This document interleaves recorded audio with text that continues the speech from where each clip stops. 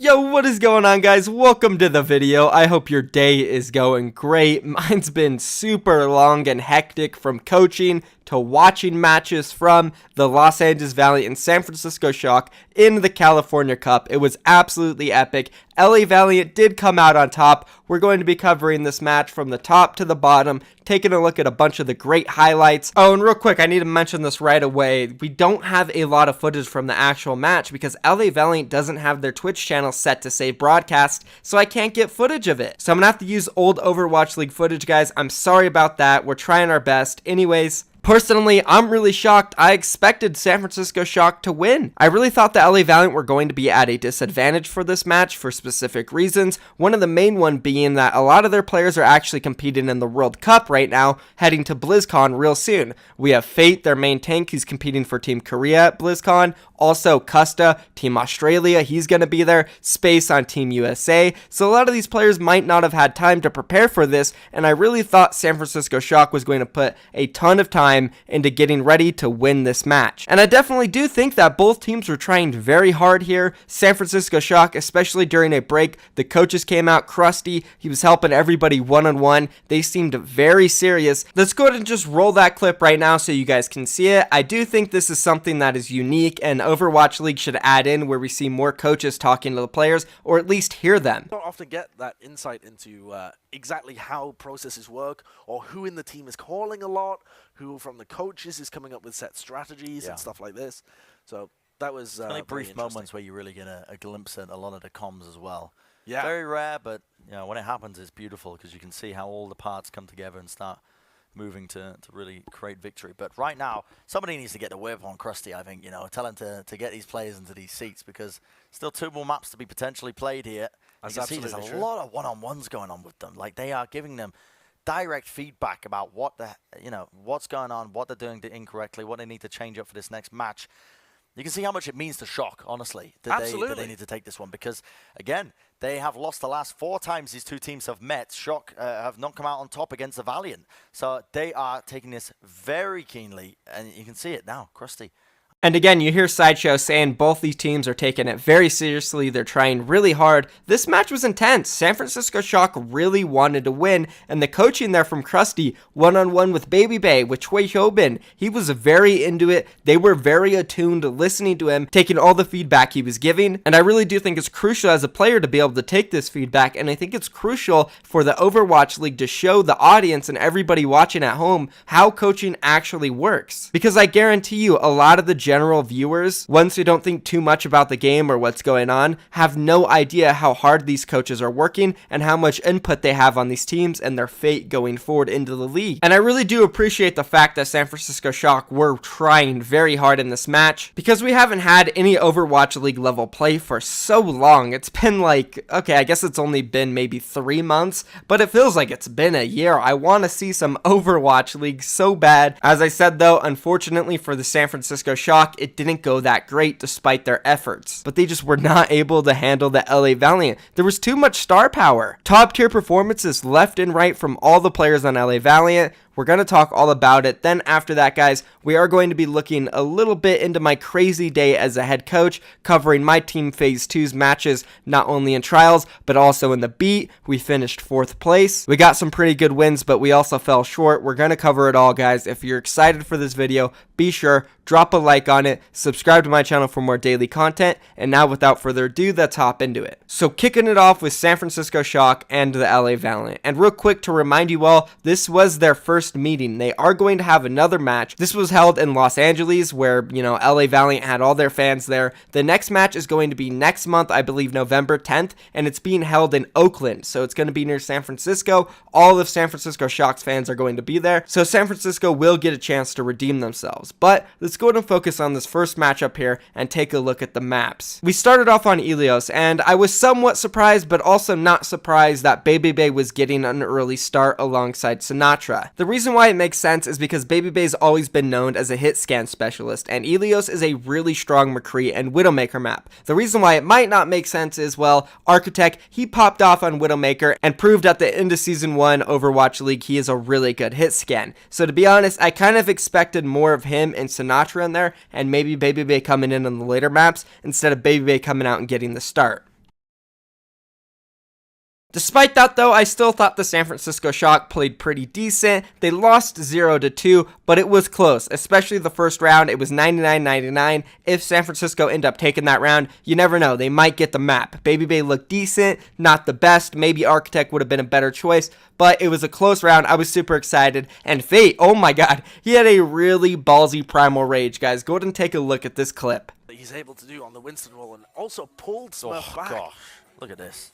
Insane. That takes some cojones to pull off as well, actually, because you mistime that, you're wasting a Primal Rage. Absolutely. I'm sorry. Yep. Like there's a small delay, but a delay nonetheless. Yeah, Fate, that was crazy. That takes some balls. He was a split second from dying in the well there, but he popped the ultimate and he jumped right back out. Shock was shocked. Also, something that I should have said earlier that I completely forgot that's super important, LA Valiant, this is where the stream was being taken place on Twitch, and they do not have their Twitch channel set to save broadcast. So there's literally no saved broadcast. All we can see is highlights and little clips that people took during the match. So I apologize for not having much footage. I'm trying my best here, guys, but first map did go in favor of the LA Valiant. They were running the same comp that we've been seeing a lot recently in the Beat and a whole bunch of other tier 2 competitions.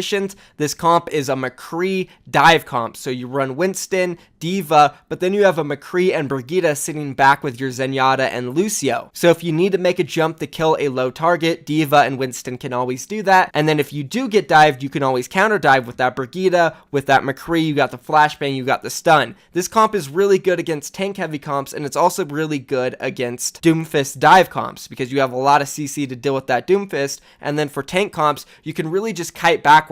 Like for goats, when they speed at you, you just speed backwards, you break the Rhine shield, and you just look for headshots with Zenyatta and with the McCree, and eventually you can pick them off slowly. And this works really well in Ilios because of the terrain, and we saw LA Valiant really take advantage of this, and Bunny, I was surprised, he popped off on that McCree. His sit scan was looking supreme. So maybe they might not need SoOn on this roster. I don't know, it's just one little match on a couple maps. We don't know exactly, but LA Valiant, they looked really strong, and Bunny's hit scan was decent. So was Kareev's, which we'll get into a little bit later. But that is going to be it for Ilios. Let's go ahead and move on to the second map. Oh, and real quick before we go any further, I just remembered this clip of Sideshow and Bren just absolutely trolling, teaching anybody in the Twitch chat who doesn't know what C9 LOL is, whoever's new to Overwatch, they were educated. Roll the clip. Educate the Twitch chat.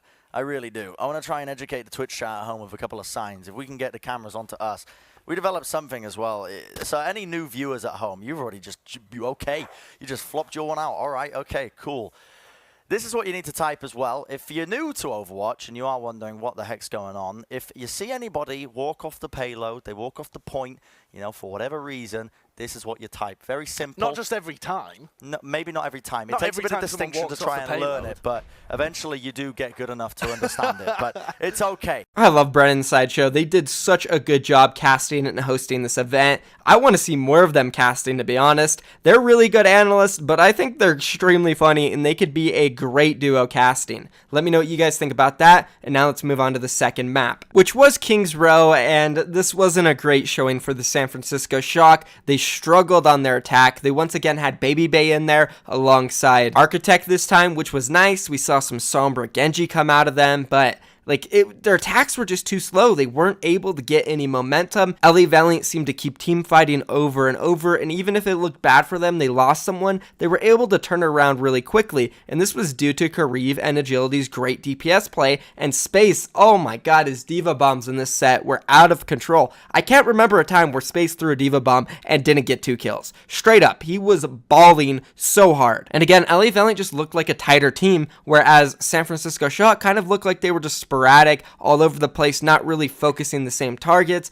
looking at different objectives. It was really sloppy for a team being coached by Krusty, who we all thought was going to be a great coach. I don't want to call out the San Francisco Shock. It's not an Overwatch League match. It's not official, but they're definitely using it to its fullest to practice, and I feel like they could have put up a better showing, and I hope they do in the rematch. Kings Row was honestly just a wipe. LA Valiant looked great. Let's move on to the next map, which was Temple of Anubis, and I was finally excited to see Sinatra and Architect in there, and they had a pretty good showing, and San Francisco Shock overall on this map looked a lot better than they did on the first two, specifically Kings Row. I liked the comps they were running. They had a great defense. They had one specific comp where they had Architect on Junkrat, Sinatra on Soliger, and this is what ended the game for them and got them the win. I feel like the coordination looked a lot better on this map compared to any of the other ones, and if the San Francisco Shock can find a way to play around each other like that and run these similar comps on other maps, they might be a little bit better. But again, like, the problem for San Francisco was their best map was Temple of Anubis, and they barely squeaked by.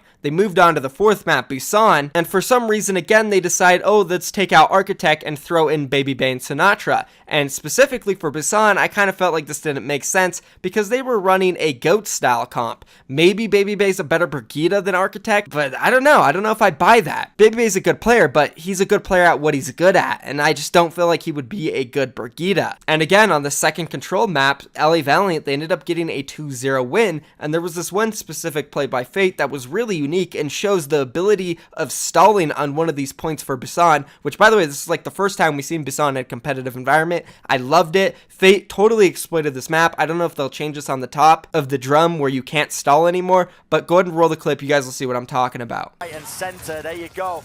Doesn't matter how many ultimates you're going to be using here because Shock have come out on top. Fate, though, still seems to think that this might be turnable. He's going to be using that Primal Rage just to get a little bit of extra cap points. Me jumping straight up into the air. Just taking control of this center podium. I don't know what that is. Is that a drum?